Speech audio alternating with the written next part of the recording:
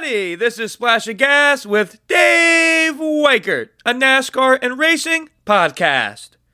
Time for some Martinsville hot dogs this weekend, as O'Reilly and Cup Series would be racing at the short track in Virginia. The last time drivers would be at the Paperclip was the second to last race of the season last year, with Champ 4 spots on the line. As we know, the playoff system has changed, but still high stakes for another grandfather clock. Saturday on the O'Reilly side, can anyone stop JR Motorsports as their drivers has won the last 4 races? Could it be Joe Gibbs teammates of Taylor Gray or Brandon Jones? Or could it be a Haas Factory car driven by Sam Mayer and Sheldon Creed? Sunday will be the Cup Series race as they will go 400 laps. Denny Hamlin won this one in the spring last year, and William Byron, as we know, won in the fall, punching his ticket to the Championship 4. Can 2311 stay on their super hot streak with Tyler Reddick? Yellow flag, green flag, discussions with Dave, paint scheme of the week, predictions for Rockingham, interview with late model standout Connor Hall as he runs the Truck Series race at the Rock, Fast Davies bets, and so much more on this episode of Splash of Gas. As always, we're sponsored by Magical Travel with Dave, aka Disney Dave Weichert, my father. He will be able to help you with all your Disney and Universal vacation needs. He can be reached at DisneyDaveW@Verizon.net. Please make sure you follow all the Splash of Gas social medias for midweek and on-track updates. Instagram, Facebook, and YouTube are all Splash of Gas with Dave Weichert. Now for the O'Reilly Series recap.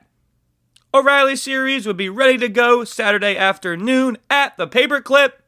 After qualifying Friday night, Justin Allgaier would win the pole, followed by his JRM teammate of Raja Carruth back in the 88. After they go green, Allgaier jumps out to the lead. 2 yellows fly in the stage, but Justin Allgaier keeps the 7 up front and wins stage 1. Corey Day and Sam Mayer restart for stage 2. And then an early yellow, lap 103, Mayer takes the lead from Day. A yellow late in the stage sees Sam Mayer and Austin Hill restart with 7 laps to go for stage 2. The pair race tight, but Hill prevails and wins stage 2. Raja Carruth and Harrison Burton restart for the 3rd and final stage. In usual Martinsville fashion, there would be a lot of bumping and banging, and unfortunately, that would lead to 6 yellow flags, leading then into a 30-minute red flag for fluid cleanup. Then it sees Justin Allgaier and Corey Day restart up front with 4 laps to go. Who would be ready to take the grandfather clock home? Justin Allgaier clears off turn 2 to take the lead. Final lap, Raja Carruth spins, ending the race under caution. Justin Allgaier wins in Martinsville. JR Motorsports has won the last 5 O'Reilly Series races. They are sure on a rip. Now for NASCAR trivia time. This week's question is, Tyler Reddick is the 3rd Cup Series driver of all time to win 4 out of the first 6 races of a season. Name the 2 other drivers. Hint, they are both in the Hall of Fame. Now, the Cup Series recap from Martinsville. Cup Series would be ready to throw it down in Virginia at the Paperclip Sunday afternoon. After qualifying, Denny Hamlin would win the pole. Him, alongside William Byron, would make up the front row. Once the green flag would wave, Denny Hamlin would be out front leading. Byron would get past Hamlin on lap 39 when Denny had issues passing lap traffic. Hamlin would get the lead back 5 laps later, though. A late stage 1 spin by Cody Ware ends the first stage under yellow and is won by Denny Hamlin. Hamlin and Byron restart for the middle stage. 1 yellow on lap 105 for a spinning Noah Gragson. Again, the strong Hamlin prevails and wins stage 2. Hamlin and Joey Logano restart for the 3rd and final stage. Again, Hamlin leads. Denny Hamlin pits on lap 290. 3 laps later, Chase Elliott takes over the lead. With 91 to go, Denny passes Chase for the top spot, but the yellow comes out on lap 311 for debris. After another yellow on the restart as Bubba Wallace spins Carson Hocevar, more on that on Discussions with Dave, Elliott and Ross Chastain restart on the front row with Hamlin and Blaney on the second row. Elliott leads and Denny gets to second with 63 to go. Could he get past Chase? 45 to go. Chase still holds just under a second lead over Denny. Hamlin reports he feels that something is wrong with the rear end of his car. 5 laps to go. Denny is less than a half second behind Chase. Could he make the pass? No, he cannot. Hendrick Motorsports goes to victory lane for the first time in 2026 as Chase Elliott is victorious in Martinsville. The sirens were ringing in Dawsonville. Now, a quick look back at the predictions we made for Martinsville. O'Reilly had a feeling that Brandon Jones would get it done. That did not happen. He finishes 18th. Cup, I went with the Virginia native Denny Hamlin to be first. He finishes second. Now for yellow flag, green flag. Yellow, O'Reilly. Not to his doing at all, but sometimes that's how the cookie crumbles in racing, especially after watching him run at Wall in the Turkey Derby last year. Had high hopes for the O'Reilly debut of Luke Baldwin. Unfortunately, mechanical failure forces him to retire. Tough wreck. He finishes last, unfortunately. Hope to see him back soon. We'll see him in the truck at Rockingham. Best of luck to him in that one. Green flag O'Reilly. Race ended up being a wreck fest, and he did miss a shift in one of the restarts towards the end. But green flag to Lee Pullman. Finishes 5th in his first O'Reilly Series race to the late model legend. Congratulations, Lee. Yellow flag Cup. Everyone and every team will have their bad days. First true bad day for 2311. All 3 drivers finish outside of the top 10. Reddick was the top of the 3 of them with a P15 run. Riley Herbst 35th. Bubba Wallace 36th. Green flag Cup. Alan Gustafson, crew chief. Hendrick Motorsports for Chase Elliott. Great call at the end. Helps Chase get the win. Now for Discussions with Dave. Part 1. Wallace versus Hocevar. We have all seen, and other drivers have been outspoken, and also people in the NASCAR media as well, about the aggressiveness racing style of Carson Hocevar. Carson, on a restart in stage 3, goes 3 wide, and Bubba Wallace takes exception to that and tries to pay the favor back to Carson. Bubba spins Carson out and wrecks himself. Carson stayed in the race. Wallace's day was over. Post-incident, Wallace explained he was trying to hit Carson, but misjudged it and sent Hocevar spinning and ended Bubba's day. And in the end, Bubba is the one paying the price. Yes, he is still in the 16 playoff standings. Right now, after Martinsville, he is 11th. But going into Martinsville, he was 3rd. He dropped 8 spots, all from a move that didn't even take out the guy he was trying to take out.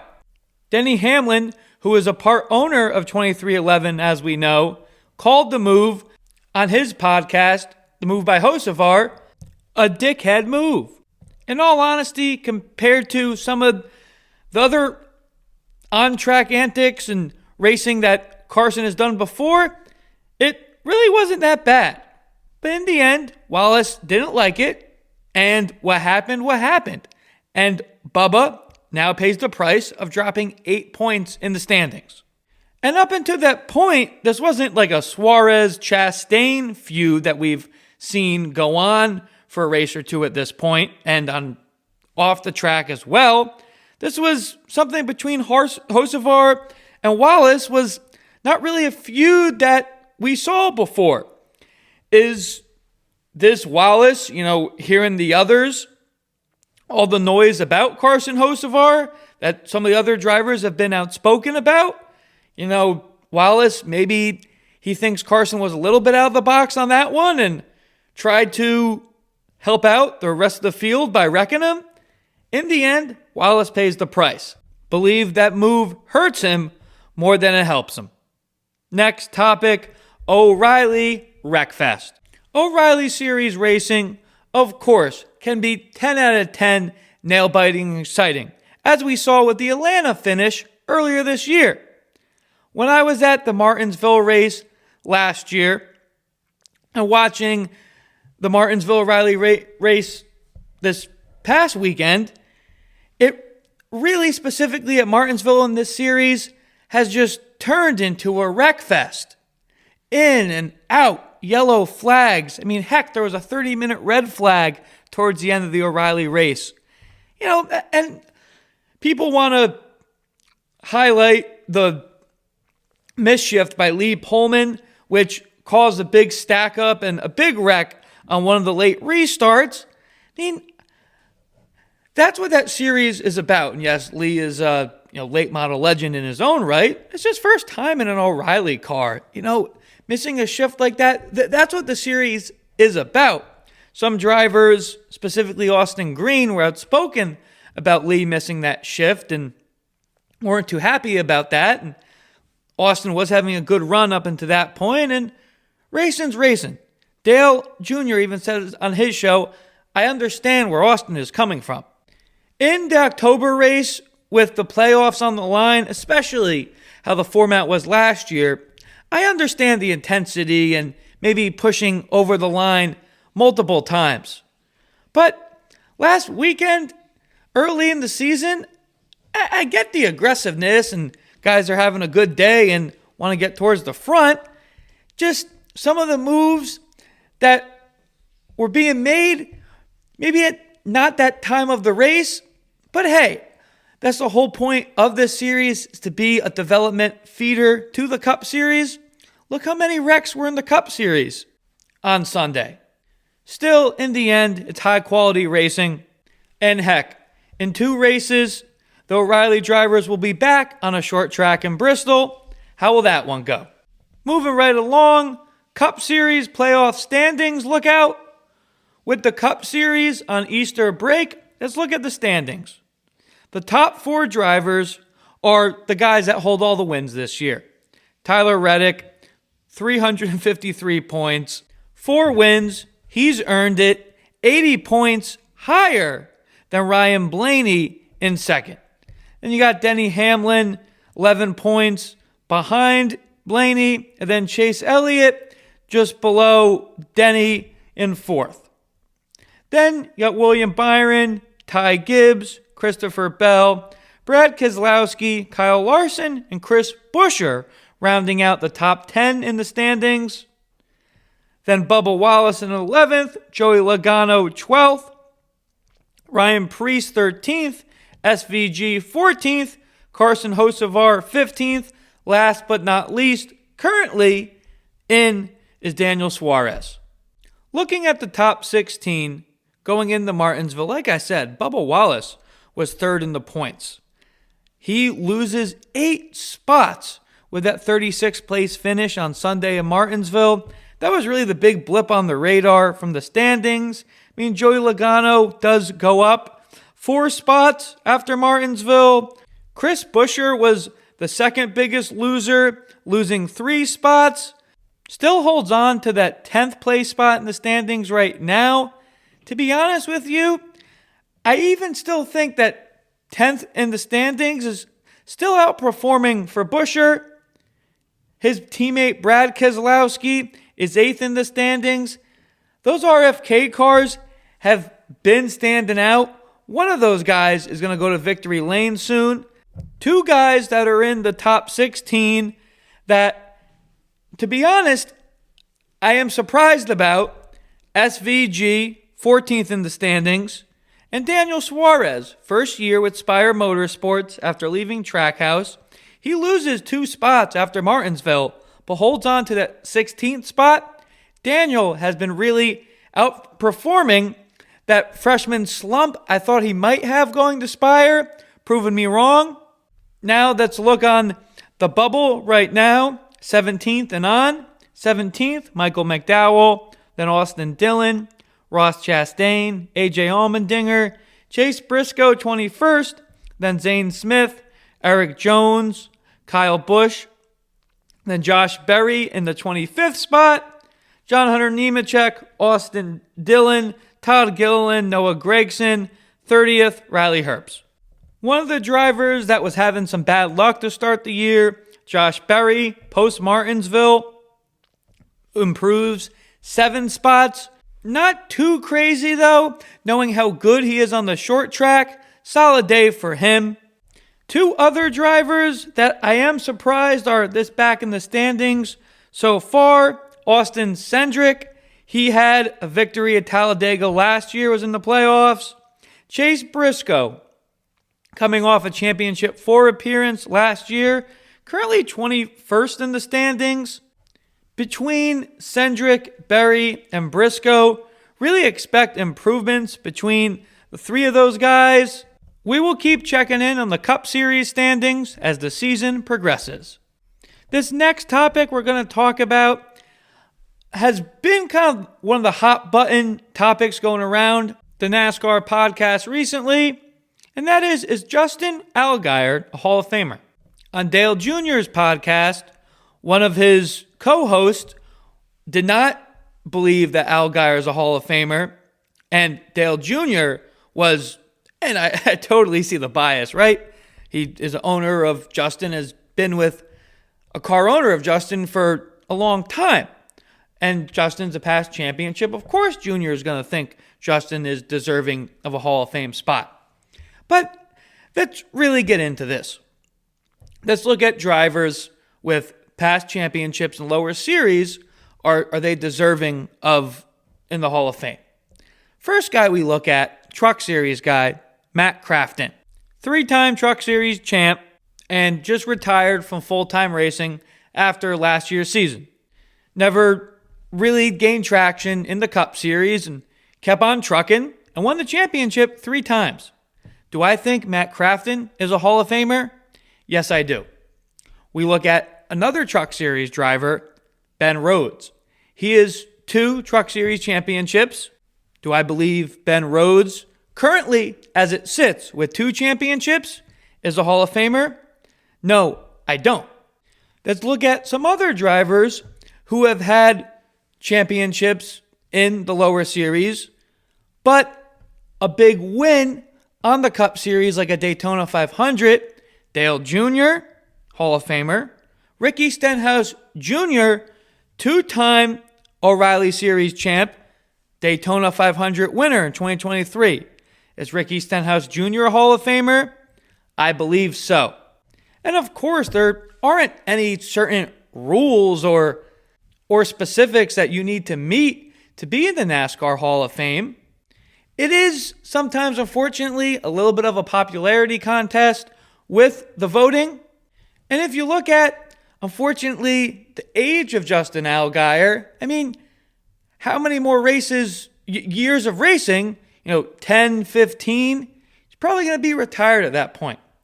But if Justin Allgaier can get 2 more O'Reilly championships and have 3, I think that's when we're talking.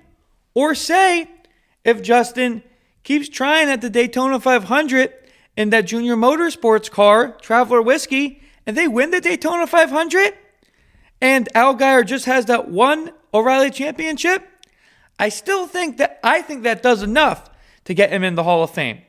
So, more success on the O'Reilly level, or a splash of success in the Cup Series, winning a crown jewel event in hand, would get him that push to be in the Hall of Fame. Let me know what you think. I totally think Justin Allgaier can become a NASCAR Hall of Famer. He just needs to do a little bit more and add that to his resume. Last topic on Discussions with Dave, Part 1. More to the Daniel Dye saga. We were talking last episode. Daniel Dye was suspended by NASCAR for his comments about IndyCar driver David Malukas, with a quote-unquote gay voice in an online streaming event during the races that Dye has missed. AJ Allmendinger, then Corey LaJoie have substituted in his car. Daniel Dye has been reinstated by NASCAR to race, but he has resigned, and Kaulig Racing has accepted his resignation from the number 10 Truck Series seat. Just 1 week ago on Sirius XM, Chris Rice of Kaulig Racing was calling Daniel Dye and his father family. Obviously, I do not know the ins and outs of Daniel leaving Kaulig. It completely could have been Daniel's decision.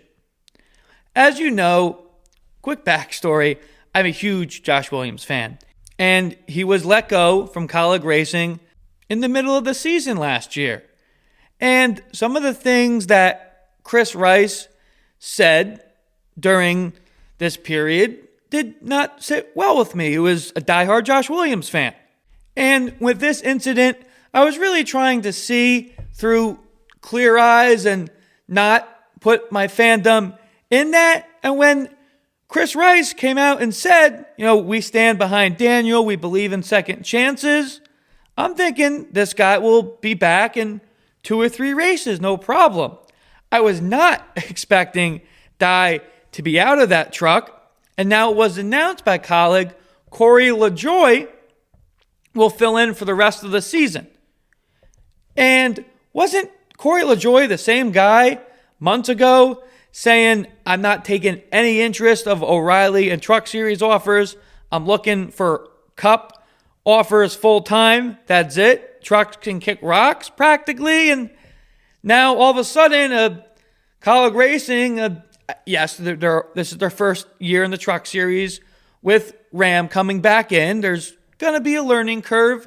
Yes, but still nonetheless a competitive team in the Truck Series, right? Now, Corey LaJoie comes running to that. And I understand the podcast platform that Corey LaJoie has.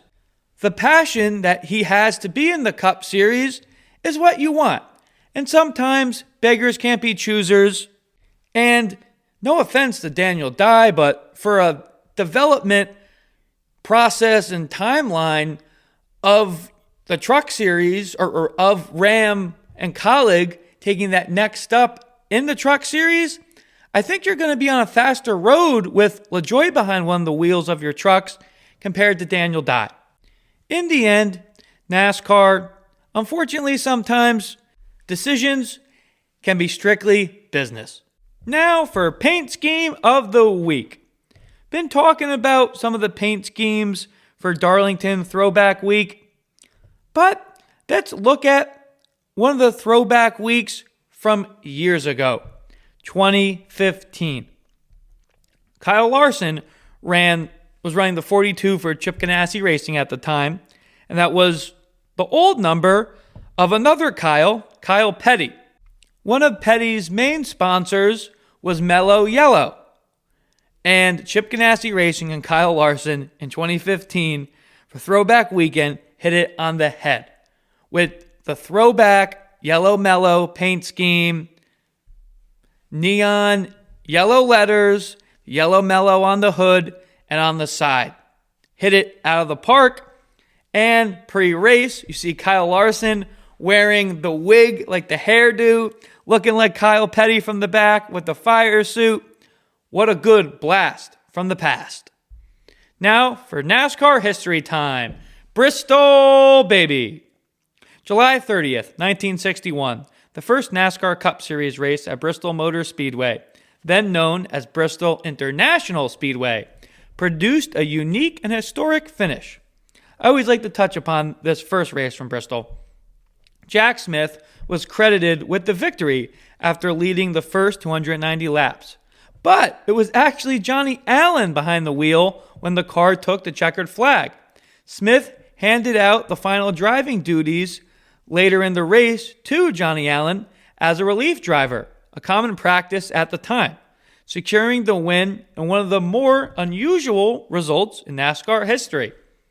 April 1st, 1979, Dale Earnhardt, a future Hall of Famer, captured his first NASCAR Cup Series win at Bristol at the young age of 27, marking the beginning of one of the most legendary careers in the sport's history. April 13th, 1997. Rusty Wallace appeared to have the race under control, leading 250 laps, and looked poised for another victory at the tight mile and a half. But in the closing laps, Jeff Gordon began to close the gap. After several attempts to get by, Gordon made his move on the final lap, giving Wallace a slight bump that sent the number 2 Ford up the track and into traffic. Gordon slipped past to take the win, while Wallace later referred to the decisive move as a love tap. Now for our interview with late model standout and driver that's racing at Rockingham in the trucks, Connor Hall. Here's what Connor had to say. Next guest we bring on the Splash of Gas just had a standout season on the late model side of things in 2025, claiming the Virginia Triple Crown. Welcome to the show, Connor Hall. Hey, what's up, man? Yeah, thanks for coming on board. We really appreciate it, man. Before we get into the recent action, you grew up with racing in your blood. Your dad, Earl, raced boats, winning several hydroplane, world, and national championships. You started in karts and legends and on the late models. What was it like racing at Langley growing up in Hampton? Oh, just the two things I always had in my life growing up were boats and cars, and we were fortunate enough to have incredible resources, like with growing up in the Tidewater area, to do both. I mean, we obviously had great boating. We had Langley Speedway right down the street, so just grew up with a really, really nice short track to grow up on, and you know, it was a really important place for me in my development. Obviously, it taught me a lot of what I know now, and I'm really proud to have Langley Speedway as my home track, and just many Saturdays and weekends spent there, and thankfully it's just all starting to pay off now. Heck yeah. You just mentioned Langley, that has produced a lot of racing talent, most recently you and Butterbean Queen. I mean, you just mentioned that you spent a lot of your youth racing there. I mean, what about that track and the competition there helped you take your career into the next step? I think we had a really good core group of late model racers there when I was starting out, and even still today. So just between the class of field that they had in Legends cars and the class that they had like with the late model drivers, I just thought that was like a pretty hard place to win. A pretty interesting track. I feel like a lot of people struggle with the characteristics. It's a super high grip racetrack. It's a super low grip racetrack with super high wear. So, and just like due to the track shape and all, you have to like be really good at like a long continuous turn. So you're expecting a lot out of the car. It's just kind of the perfect storm to really try to burn a set of tires up. And it's taught me a lot about like throttle management and tire wear. It's a lot of things that you need to pick up on to be a competitive late model stock car guy in the Southeast, because most of our racetracks are pretty high abrasion with low grip. Yeah, exactly. Just like you had said, super good skills to have. No, I really appreciate those details. You make your ARCA Series debut in 2018, or the ARCA East debut 2018, and ARCA the following year. What did you learn in those early ARCA starts? It was a completely different spectrum then. I was a younger guy doing anything I could just to fund a ride at that level. And I thought K&N East was like the coolest thing ever growing up. So I was fortunate enough to make a couple of starts there at Langley and South Boston and whatnot. And then obviously, I met Chad Bryan, and that's when I was fortunate enough to get a start or two that year at Daytona. And just kind of fought the battle that I'd say most short track guys had. And, I kind of hit my threshold as far as funding to opportunity ratio, after I got into late models, and just kind of tried playing the the cards I had to the best of my abilities. And long story short, that me bumping into Chad Bryant was kind of the thing that was a catalyst for my career and kind of sent me in a completely different direction. Went late model racing with him on the Cars Tour, and just his continued mentorship with me throughout my late model career.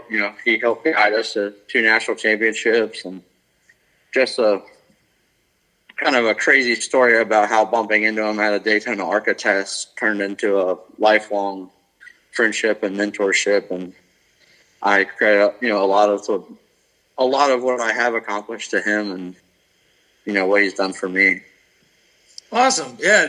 Some things with racing just work out like that. That's really cool that you had that experience back, in Daytona in 2019, and then, the racing with him again on the late model side. 2025, we're talking about the Cars Tour. You run for JRM last year. Saw you in Florence in the pits, as I was saying, in the 2024 400 when Dale was running that last. How did your deal with the JRM come into motion? Just 2024, Dale came to the Hampton Heat at Langley, and we got to chatting, and I had kind of always been their rival for the last 2-3 years prior to that on the Cars Tour, and Carson was obviously getting the opportunity to move up, and they had a seat that was available, and Dale thought it'd kind of be an interesting chance for both of us to get to work together. So luckily we were able to do so for that year, and then that obviously segued into opportunities this year and what's to come. Awesome. No, appreciate you touching upon that, how you guys met at Langley. That's pretty cool. You start off last year with a bang, winning at Coastal Plains in the season opener, and then 2 races later at Cordeal. We know that JRM brings speed on the late model side, but how were you able to find success in the 88 last year? Just an incredible group of guys they have. They were really, really smart crew chief named Brian Schaefer, and it's just that program is just a well-oiled machine, and I was lucky enough to have the opportunity to run those races that we did together, and I learned a lot last year, and those are those guys and those relationships that were formed are people I'll always be able to call friends and have a lot of good memories racing with. Awesome.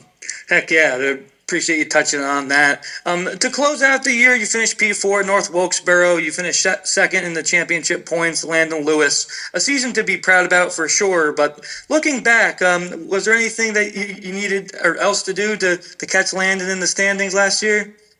We were ahead most of the year, just had some bad luck, and just a couple of things that were out of our control, and just was what it was. Came up a couple points short. That's racing sometimes, but appreciate the insight. As a Dale Jr. and a big Martin Jr. fan from New Jersey, and how was it racing alongside Dale? And was there anything that you took from racing with him? I would say I took more away from getting to just hang out with him and just listen to a lot of what he had to say about a lot of certain topics. And he's obviously a great guy to have in your corner, and I just always had a good time hanging out with him and just listening to, stories of, things that he thought he, should have done differently in his career, and, things that he's seen other people do, and the pros and cons of how people have done X, Y, and Z in the industry, and just kind of seeing how he reacts to certain current events, and then just kind of taking the way that he kind of processes information and trying to kind of implement it within your own. That's awesome. Really cool to hear that from you. Obviously, he has a lot of experience and a lot of stories for sure. You mentioned the opportunity that led you into, or for this year, was announced that you'd be joining forces with Nice Motorsports, not only for Truck Series starts, but to lead their newly formed late model program. A lot of young talent. A lot of young talented drivers over there. How excited are you for this opportunity? Are you? And what are your goals for the program this year and moving forward?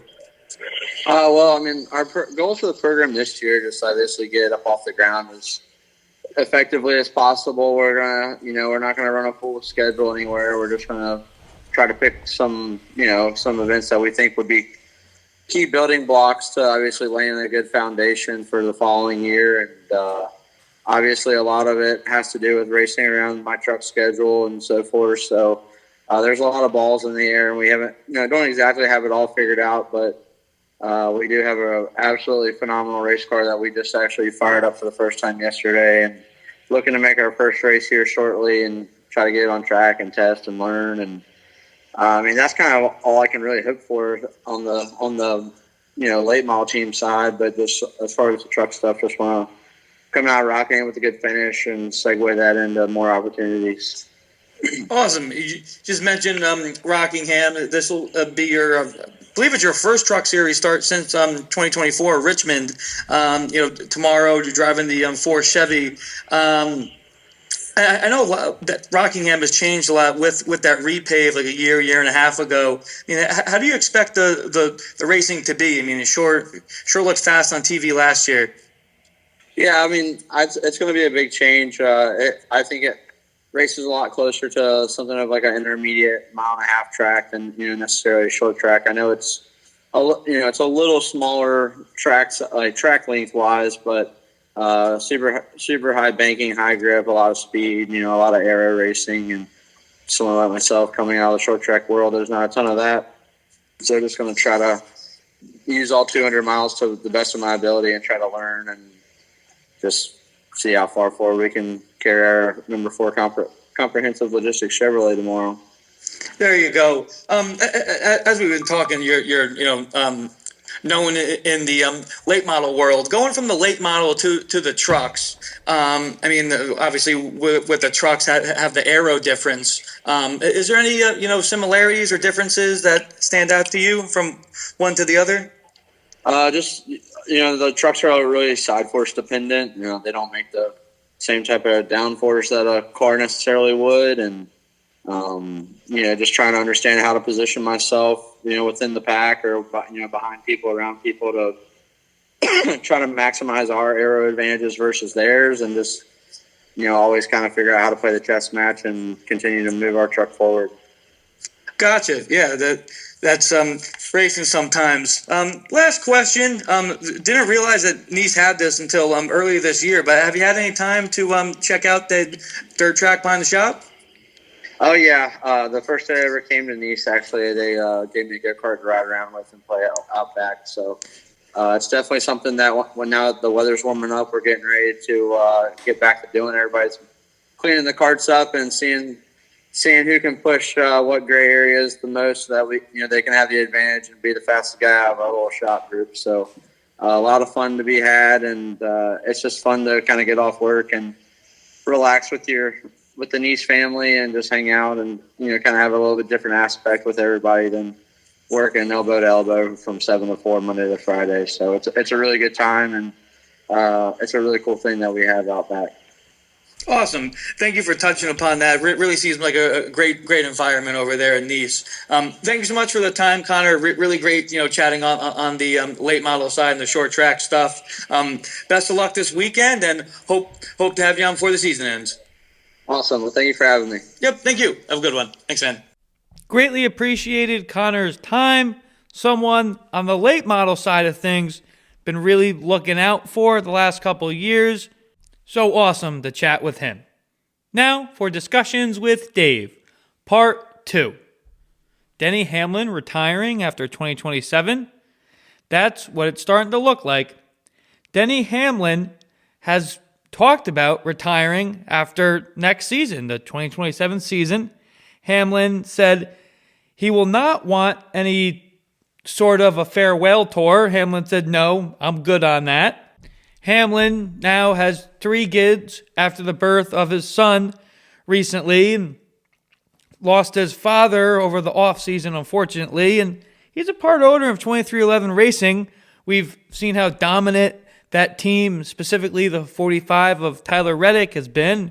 He's still going to have his foot in racing 100% once he leaves, but starting to look like Denny is at peace with his NASCAR career. 3-time Daytona 500 champ. We've seen how Unfortunately, how painfully close he's been to winning that sought-after championship. And right now, I mean, he's still one of the front runners. He's right in the point standings and almost got his second win of the season last Sunday. And as we saw how he mostly dominated that race until the end, I mean, Denny Hamlin is still bringing it to the racetrack at the Cup Series level. We unfortunately have seen some drivers in their later years fall off slightly, and Denny hasn't been doing that. He's still getting high win seasons, multiple wins, and running for a championship at the end of most of these years. So I understand Denny sounds like he's calling it quits after next year. He could realistically still run, I believe, 4 or 5 highly competitive Cup Series seasons. And every time in a human's life, professional, I mean, family eventually is, going to take over. And Cup Series, I mean, 36 point-paying races, 38 races in a year, that's a lot. And I got to mention again, Hamlin is still a co-owner of a team. He's got a lot on his plate. Family, co-owner of a Cup Series team with 3 cars. And oh yeah, he's third in the standings. So Hamlin sounds like he's going to retire after next year. But right now, no slowing him down. Silly season news on the O'Reilly Series side with JRM, a driver that we had on the show over the winter break. None other than Jake Finch will be piloting their number 9 in the second Atlanta race, second Darlington, Bristol, Charlotte, and Talladega in October. Saw Finch make 1 O'Reilly start last year. Asked him about that. Said it was a great opportunity. Wish he had more of those opportunities. And Finch gets a 5-race schedule second half of this year. What can he do with that? Next topic. More news on Denny Hamlin. It was discussed that Denny Hamlin was actually first offered the seat at Tricon for Darlington before Corey Day. We know that Corey Day went on to win that race in exciting fashion in double overtime. Hamlin, just saying, 3 kids and a lot on his plate, said, pump the brakes. Hey, I'm good. Give that. I'm assuming he said, hey, give that to Corey, and look what Corey did. So a good business decision by Hamlin still nonetheless, but was I a little bit surprised that he was offered that ride before Heim? Yes, I was. Still staying on the 2311 side of things, Michael Jordan, fire under MJ on the NASCAR side. As we've been talking, just how good 2311 has been this year, and that 45 team is at the spotlight of that, winning the first 3 races, then again in Darlington. We know how competitive both co-owners of 2311 are, the owners, Denny Hamlin and Michael Jordan. Of course, MJ, we know how competitive he can be, especially in that high-pressure environment. Jordan was quoted saying recently, even if I got kicked out of this sport, even if I lost the lawsuit, I'm going to wake up some people to understand what they're doing is wrong. When we laid the lawsuit and the people became aware we were suing NASCAR, I was all in. I was aggressively going to win. I became a competitor all over again.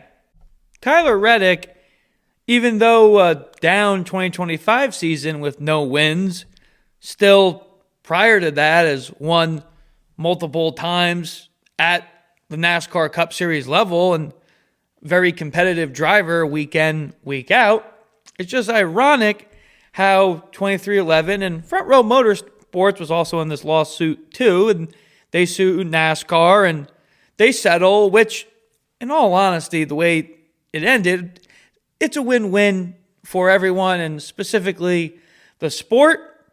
And that just lit a fire underneath Jordan. And it sounds like mostly everyone at 2311 Racing, and they answered that call with winning the first 3 races, getting another win, and they're more than 80 points ahead of Ryan Blaney, who sits second in the standings right now. They are the front runner to the championship. We are still super early in the season, of course. But even with 4 wins, say if a worst case scenario that Tyler Reddick gets no more wins in the regular season, he's still going to hold on to a playoff spot. But that's not going to happen, I don't think. I think Reddick gets multiple wins before the regular season is up. As a true sports fan, it's really cool to see MJ, of course, years removed from playing at the basketball court, how his competitive juices still flow. Next topic, and on the ARCA series side of things, is ARCA getting too saturated with influencers? Squirrel McNutt? We have seen the full takeover of Cletus McFarland to NASCAR. Starts ARCA Series, Truck and Daytona.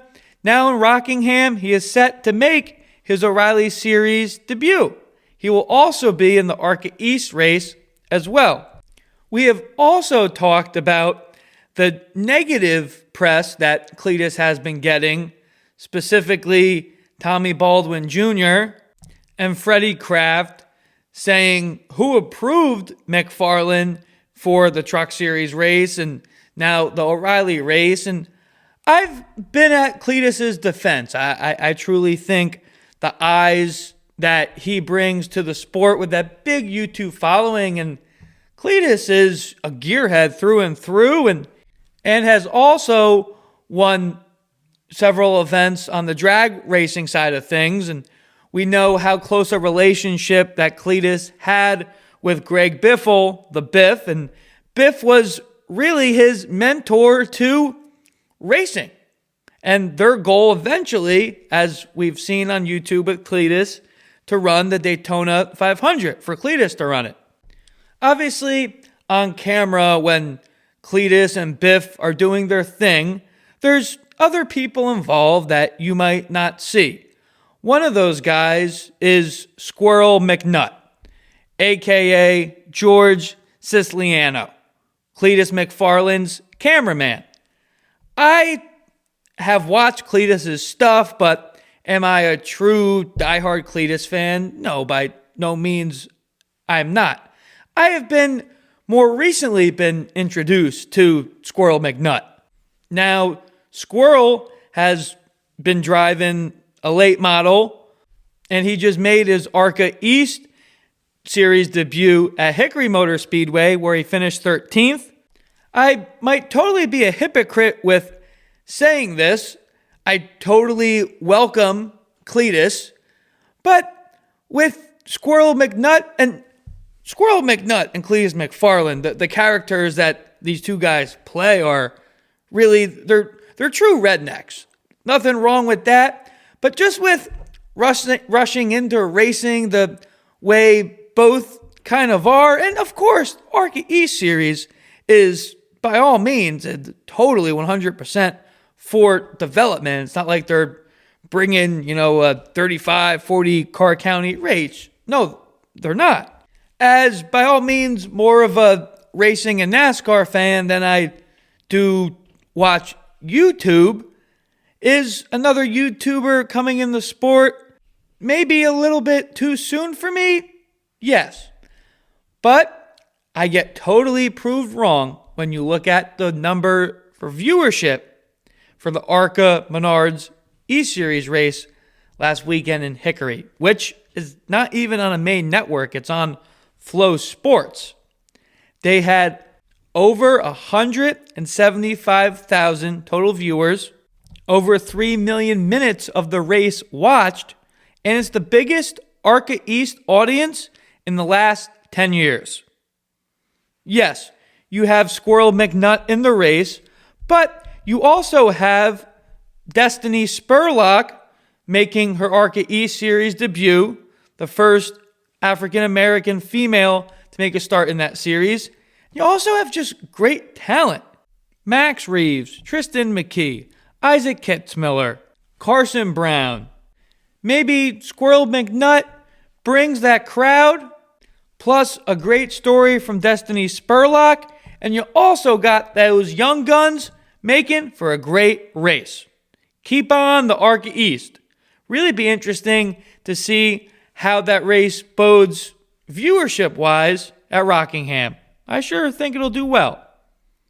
Last but not least on discussions with Dave, Nick Sanchez out at AM Racing. Was announced earlier this week.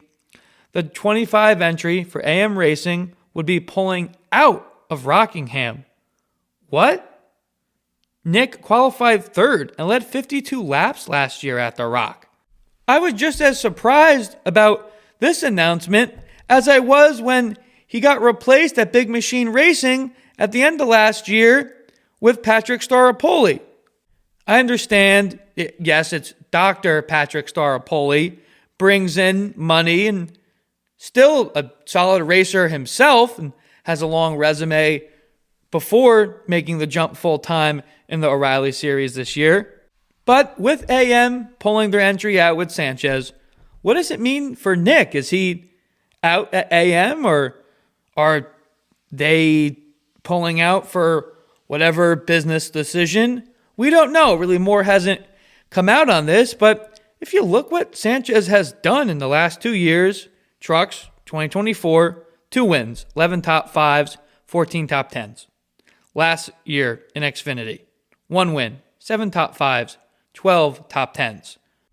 Maybe sometimes post-race, he is slightly more outspoken compared to some others, but I don't think that says anything to do with what he's doing on track, and that's being up front. That's getting wins, contending for wins. And with what we mentioned, leading as many laps as he did at Rockingham last year, why is Sanchez not in a car at this track? It's mind-boggling. I don't get it. Maybe we'll find out more in the upcoming weeks. Will they be at Bristol? I don't know. We'll find out sooner than later. That wraps up this episode's edition of Discussions with Dave. Now, the drivers to look out for, Rockingham, starting with ARCA East. The guy that we were just talking about, George Siciliano, a.k.a. Squirrel McNutt. This race will be a success for Squirrel if he can stay out and run every lap. Get more seat time. That's what he needs. NASCAR veteran that we'll see in this race is Corey Roper. A couple years ago, he was running full-time in the trucks. Nice to see Corey back on track. Max Reeves in the Joe Gibbs ARCA equipment. Definitely going to be a race contender. Then heck, the guy we were just talking with, Connor Hall. He will be in the 24 entry. Gavin Boschel, another youngster that is probably going to be up front in this one also. Carson Brown in that Pinnacle 28 entry. We know what the 28 car did last year with Brendan Butterbean Queen. Heck, if we got Squirrel McNutt in a race, then we're going to have Cletus McFarland. Really will be cool if both of these guys can pair up and maybe do some good old-fashioned shake and bake. I sure hope so, and hopefully they don't wreck the field either, right? That's a different story, though. Destiny Spurlock, we're just talking about her, made her ARCA East Series debut. She's running in the 66 again. Can Destiny get up front? Maybe a top 5 for her? Tristan McKee in that 72. Saw the success he had last year. Can Tristan keep that going in Rockingham? I sure think so. Then last year's ARCA East champ, last but not least, Isaac Kitzmiller. Now the drivers to look out for, Rockingham Trucks. Guy that won the last truck race, and of course, last year's Truck Series champion, Corey Heim, should be a top 1 again. Luke Baldwin, we're talking about his tough day on the O'Reilly Series side. He makes his 2026 Truck Series season debut with Team Rheum. Connor Hall, just talking to him, running the 4 for Nice Motorsports. Think he should be towards the front. Adam Andretti will be running the 5 Tricon truck. Grant Infinger in the number 9. Grant finished 5th last year at the Rock. Can he even do better? Maybe a top 3. Don't think that's out of the play. Caden Honeycutt, when he was running with Nice last year, finished 6th. I think top 5 for the 11, totally realistic. Then the 2 McAnally Hilgeman trucks we'll talk about. First, Daniel Hemrick. He finished 3rd in this last one. And the guy that won at the Rock last year in the trucks, Tyler Ankrum. Can Tyler get back up to the front? Sure think so. Last but not least, the guy that finished 2nd last year behind Ankrum is Jake Garcia. Think he should have a good day in the 98. Drivers to look out for: Rockingham O'Reilly Series. Start out with the guy that won at the Rock last year. That's Sammy Smith. Then we look at Parker Retzlaff running the 99 for Viking Motorsports. Parker finished 2nd in an Alpha Prime entry last year. Can Parker get the 99 into contention? I don't see why not.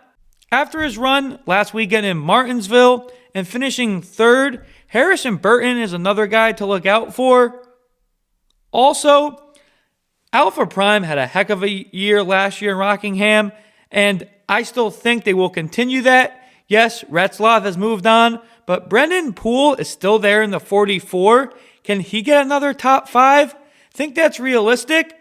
Even though he got banged up in Martinsville last weekend, the 27 for Jeb Burton was really quick at the Rock last year. Ended up with a top 10 finish, finishing 8th. Can he crack the top 5? We've been talking about the repave at Rockingham on this episode.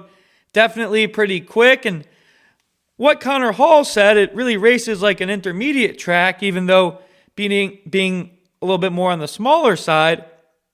I think the RCR cars, 21 of Austin Hill and the 2 of Jesse Love, should each be in the top 10, and maybe one or both of those guys in the top 5. I think that's very realistic. Last but not least, Josh Williams in the 92 DGM. Think he can crack the top 10. Josh had one of his better runs of 2025, finishing P7th at the Rock. Can he get in the top 10 again? We'll find out. Now for Fast Davies bets. Trucks, Daniel Hemrick, top 5 is plus 400. That's a solid one in my opinion. O'Reilly, Jeb Burton, top 5 is plus 2200. He ran there last year and 2nd in one of the stages, came out with a P8 finish. If you got a couple bucks, it's not a terrible one. Now for NASCAR Trivia Answer Time. This week's question is, Tyler Reddick is the 3rd Cup Series driver of all time to win 4 out of the first 6 races of the season. Name the 2 other drivers. Hint, they are each in the Hall of Fame. Answers: $1 Million Bill, Bill Elliott, and Dale Earnhardt. Now, predictions for Rockingham. ARCA East. I think this one will come down to between Carson Brown and Max Reeves. I think Carson Brown prevails. Trucks. Give me Corey Heim to go back-to-back. Think he gets it done and gets the win. O'Reilly Series. Give me Jesse Love to put that 2 in victory lane. As always, we're sponsored by Magical Travel with Dave, a.k.a. Disney Dave Weichert, my father. He will be able to help you with all your Disney and Universal vacation needs. He can be reached at DisneyDaveW@Verizon.net. Please make sure you follow all the Splash of Gas social medias for midweek and on-track updates. Instagram, Facebook, and YouTube are all Splash of Gas with Dave Weichert. I hope everyone has a blessed Easter, spends time with their family, and heck, maybe gets to watch some of that racing from Rockingham. Till next time, everybody, Splash of Gas out.